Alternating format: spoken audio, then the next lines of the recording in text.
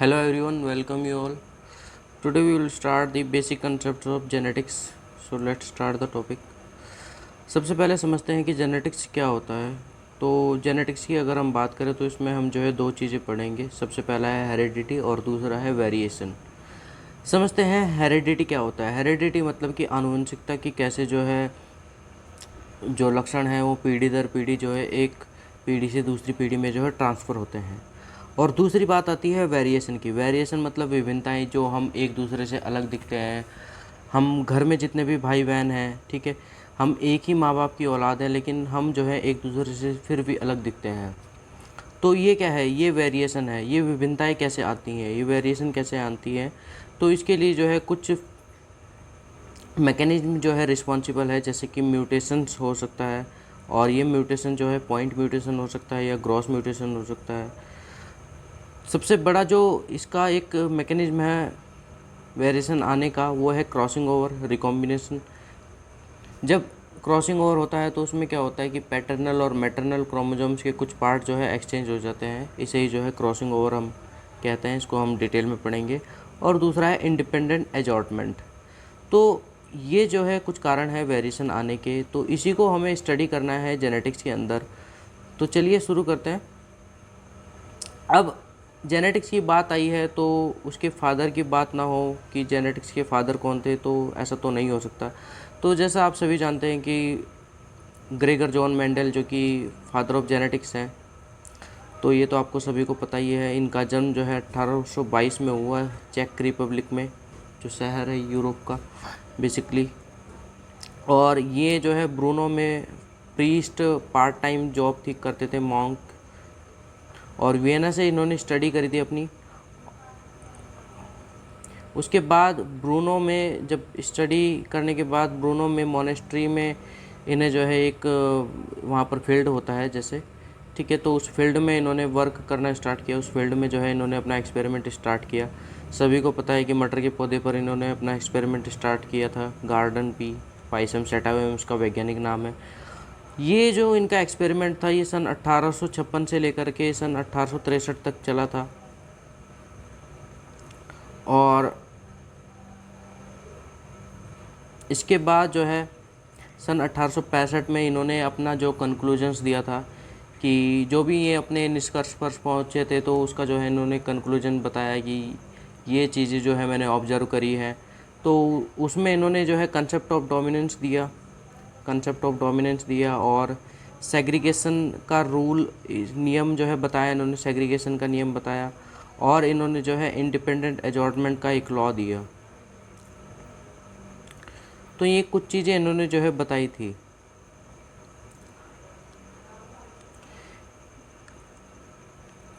इसके बाद समझते हैं कि मेंडलिज्म जो भी उन्होंने बात कही अपनी, वो किस प्रकार दूसरों से भिन्न थी, क्या अंतर था। मतलब उस समय और भी साइंटिस्ट जो है जेनेटिक्स के ऊपर काम कर रहे थे, लेकिन मेंडल जो है ज़्यादा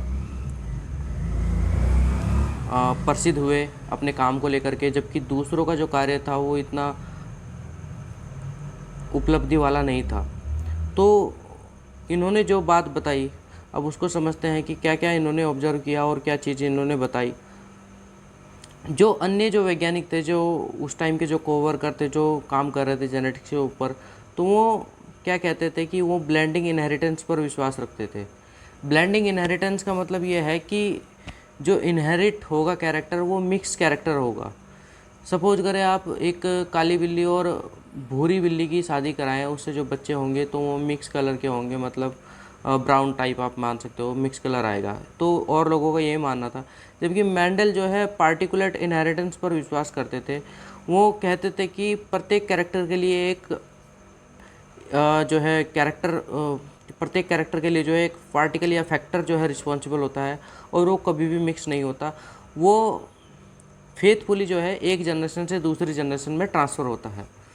तो ये आप समझ सकते हो कि मतलब उनका कहना ये था कि अगर आप वही एग्जांपल दोबारा ले लेते हैं, काली बिल्ली और सफ़ेद भूरी बिल्ली वाला, कि सफ़ेद बिल्ली वाला, उसकी शादी कराएं तो बच्चे जो या तो काले आएंगे या फिर भूरे आएंगे। तो मतलब उनका कहने का ये था कि मिक्स कैरेक्टर नहीं आएगा, दोनों में से एक कैरेक्टर आएगा, या तो मेल का कैरेक्टर आएगा बच्चे में या फीमेल का कैरेक्टर आएगा, या तो बिल्ली काली होगी या भूरी होगी, मतलब मिक्स नहीं होगा, ब्राउन नहीं होगा, ठीक है। तो ऐसा उनका कहना था। तो वो जो है मेंडल जो है किस पर विश्वास करते थे, पार्टिकुलर इनहेरिटेंस पर, जबकि जो अन्य जो वैज्ञानिक थे या अन्य जो कोवर्कर थे वो जो है ब्लेंडिंग इनहेरिटेंस पर विश्वास करते थे। इसके बाद बात करते हैं, मेंडल जो है डिसकंटिन्यूस वेरिएशंस बताते थे, और जबकि अन्य जो वैज्ञानिक या कोवर्कर थे वो जो है कॉन्टिन्यूस वेरिएशन बताते थे। अब समझते हैं कॉन्टिन्यूस वेरिएशन और डिसकंटिन्यूस वेरिएशन का क्या मतलब है। कॉन्टिन्यूस वेरिएशन का मतलब यह है कि जो चीज़ जो है एक एक्सट्रीम से दूसरे एक्सट्रीम तक जो है प्रकट हो। तो जो अन्य वैज्ञानिक थे वो ये कहते थे कि कोई भी फिनोटाइप है वो जो है एक एक्सट्रीम से दूसरे एक्सट्रीम तक जो है रेंज करेगा। जैसे आप ह्यूमन हाइट को ले सकते हो, ह्यूमन का जो कद है वो जो है 4 फुट देखने को मिल जाएगा, 4 foot 2 inch, 4 foot 6 inch, 5 foot 5 foot 2 inch, 6 foot, ऐसे जो है मिल जाएगा आपको। तो ये क्या है, कॉन्टीन्यूस है, कॉन्टीन्यूस वेरिएशन है। या फिर आप ऐसे मान सकते हो, स्किन कलर को देख सकते हो, ह्यूमन स्किन कलर आपको जो है ब्लैक से लेकर के जो है धीरे धीरे जो है गेहुआ कलर मिलेगा, सांवला कलर मिलेगा, और जो है थोड़ा डल कलर मिलेगा, थोड़ा वाइट कलर मिलेगा, ठीक है। तो इस तरह के जो है ये जो है कंटिन्यूस वेरिएशन जो है देखने को मिल सकती है। लेकिन मेंडल क्या मानते थे कि जो है डिसकंटिन्यूस वेरिएशन होती है, और डिसकंटिन्यूस वेरिएशन जो है उसमें जो भी कैरेक्टर होगा, अब उन्होंने एक्सपेरिमेंट किया था मटर के पौधे पर, और टॉल और ड्वार्फ का जो क्रॉस कराया था उसमें जो है उन्हें जो है टॉल प्लांट्स मिले थे बेसिकली। तो उनका कहना ये था कि या तो प्लांट्स जो है टॉल होंगे या फिर ड्वार्फ होंगे, मतलब बीच की हाइट का नहीं होगा, या तो टॉल होगा जो पौधा होगा या फिर वो ड्वार्फ होगा, बीच का कुछ नहीं होगा। तो ये क्या होगा, डिसकंटिन्यूस वेरिएशन, या तो इस पार या उस पार, ठीक है। इतना समझ में आ गया आपको। अब कैसे जो है मेंडेलियन वर्क की रीडिस्कवरी हुई, अब इसको समझते हैं। ये काफ़ी खास पॉइंट है इसके लिए, क्योंकि मेंडल ने अपनी बात बताई और वो तो चल बसे, और उनकी बातों पर किसी ने ध्यान नहीं दिया, क्योंकि जो साइंटिफिक कम्युनिटी थी वो जो है नेचुरल सिलेक्शन जो थ्योरी आई थी, जो कि चार्ल्स डार्विन ने दी थी, उसके पीछे पड़े हुए थे। जबकि इन्होंने मेंडल ने जो वर्क अपना दिया था वो उसमें जो है काफ़ी स्टैटिस्टिक्स का यूज करा था, तो लोगों को इतना खास समझ में भी नहीं आया, क्योंकि उसमें स्टैटिस्टिक्स का काफ़ी ज़्यादा यूज़ था। तो मैथ्स जो है बायोलॉजी के अंदर इंक्लूड थी काफ़ी, तो वो एक काफ़ी आश्चर्य करने वाला एक मतलब बात थी। तो समझते हैं कि रीडिस्कवरी कैसे हुई मेंडेलियन वर्क की। सन 1900 के आसपास जो है 3 साइंटिस्ट थे, Hugo de Vries, Carl Correns और वॉन टेस्मार्क। तो ये जो साइंटिस्ट थे इन्होंने क्या किया, जो भी मेंडल का जो कार्य था, जो जिसमें उन्होंने बहुत ज़्यादा स्टैटिस्टिक्स का यूज किया हुआ था, उसको जो है सरल शब्दों में इन्होंने बताया, नियमों का रूप दिया उन्हें, लॉ ऑफ सेग्रीगेशन बताया, और लॉ ऑफ इंडिपेंडेंट एजॉर्टमेंट बताया उन्होंने, कंसेप्ट ऑफ डोमिनेंस बताया उन्होंने। तो इन्होंने ही जो है मेंडल के वर्क को रिपीट किया, और सेम रिजल्ट पर ये जो है पहुँचे, सेम रिजल्ट इनको प्राप्त हुए, और इन्होंने सारा श्रेय जो है मेंडल को दिया कि ये जो जितना भी काम है, जो भी हम जिस कंक्लूजन पर पहुँचे हैं, ये सारा का सारा कंक्लूजन जो है मेंडल जी जो है दे चुके हैं, ठीक है। तो जितना भी ये सारा काम हुआ मटर के पौधे पर, ठीक है, ये मटर के पौधे पर तो लागू होता ही है, और अन्य जो ऑर्गेनिज्म है उन पर भी जो है लागू होता है। ज़्यादातर केसेस में जो है अन्य जो ऑर्गेनिज्म है उन पर भी लागू होता है। तो जितने भी ये लॉज है आपके, concept of dominance, law of segregation, law of independent assortment, ये मटर के पौधे पर तो लागू थे ही, ये और भी जो अन्य जीव हैं उन पर भी लागू होते हैं। तो इसलिए हम जो है जो जेनेटिक्स है उसको 2 पार्ट में पढ़ते हैं, एक तो मेंडेलियन और एक जो है एक्स्ट्रा मेंडेलियन।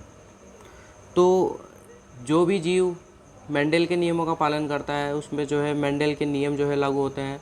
कई बार आपको एक्सेप्शन केस भी दिखेगा जहाँ पर जो है मेंडल के नियम जो है काम नहीं करते, तो वो एक अलग केस हो गया, वहाँ पर जो है हम उसे जो है एक्स्ट्रा मेंडेलियन वर्क के अंदर पढ़ते हैं। तो उन्होंने ये कहा कि मेंडल गलत नहीं थे, मेंडल तो सही थे, लेकिन क्या हो सकता है कि कुछ एक्सेप्शन केस भी हो सकते हैं जहाँ पर जो है मेंडल के नियम जो है काम ना करें। अब उस टाइम के जो कोवर्कर थे, जो मेंडल के टाइम पे जो काम कर रहे थे, जो अन्य जो लोग थे जो काम कर रहे थे, अब उनका क्या कारण था कि वो जो है रिसर्चर्स जो है फेल हुए या उससे पहले जो काम कर चुके थे जेनेटिक्स के ऊपर, और वो इतना उपलब्धि नहीं हासिल कर सके जितनी जो है मेंडल ने नाम कमाया, हालांकि वो मर चुके थे तब तक। तो उसका कारण है, सबसे पहले पढ़ते हैं पेरेंट्स। तो पेरेंट्स जो लेते थे, वो जो भी पेरेंट्स लेते थे, जिसको भी चूज करते थे, वो प्योर लाइन नहीं थी, वो हेट्रोजीनियस था।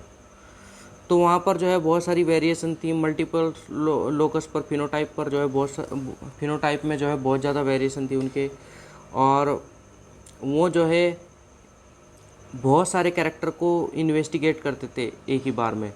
जबकि मेंडल क्या करता था, मेंडल करता था कि वो जो है एक कैरेक्टर को लेता था और उसको इन्वेस्टिगेट करता चला जाता था।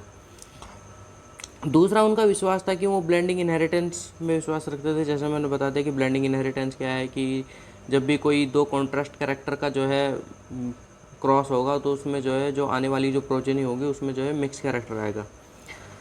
तो उन्होंने कभी भी एक्सपेरिमेंटल अप्रोच यूज़ नहीं किया, ठीक है। तो ये भी एक बहुत बड़ा कारण था उनका फेल होने का। अब क्या कारण थे कि मेंडल को ही सक्सेस क्यों मिली, मतलब क्वेश्चन आता है ना कि मेंडल को ही सक्सेस क्यों मिली, आखिरकार ऐसा क्या था कि उन्होंने जो है सक्सेस प्राप्त की, जो और भी जो लोग थे जेनेटिक्स पर काम कर रहे थे उनको सक्सेस नहीं मिली।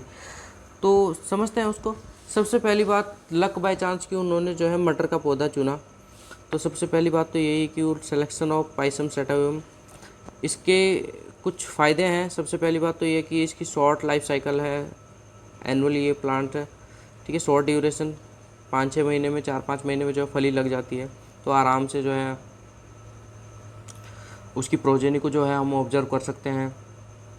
अगर ये किसी ऐसे ऑर्गेनिज्म को चुनता जिसकी लाइफ साइकिल जो है थोड़ी 1-2 साल में हो, या मतलब ज़्यादा हो 5-6 साल में, तो उसमें तो फिर दिक्कत हो जाती, उसमें फिर वो रिज़ल्ट तक पहुंच ही नहीं पाता। तो इसने ये भी इसका मतलब एक प्लस पॉइंट था कि इन्होंने जो है पाइसम सेटावियम को, मटर के पौधे को चुना, जिसमें जो है 4-5-6 महीने में जो है रिजल्ट आ जाता है। फिर लार्ज प्रोजेनी सीड्स, मतलब ज़्यादा मात्रा में जो है पौधे उग जाते हैं, ठीक है। और 7 कॉन्ट्रास्टिंग कैरेक्टर्स इन्होंने लिए, मतलब 14 वैरायटी ली। 7 अलग अलग जो है कैरेक्टर थे इनके पास, उनके जो है हर के जो है 2-2 ट्रेट्स थे। 14 वैरायटी थी इनके पास, और इनके पास जो है प्योर लाइन जो है अवेलेबल थी, ये प्योर लाइन को चुनते थे। दूसरा, इसमें जो है नेचुरली सेल्फ पॉलिनेशन हो सकता है,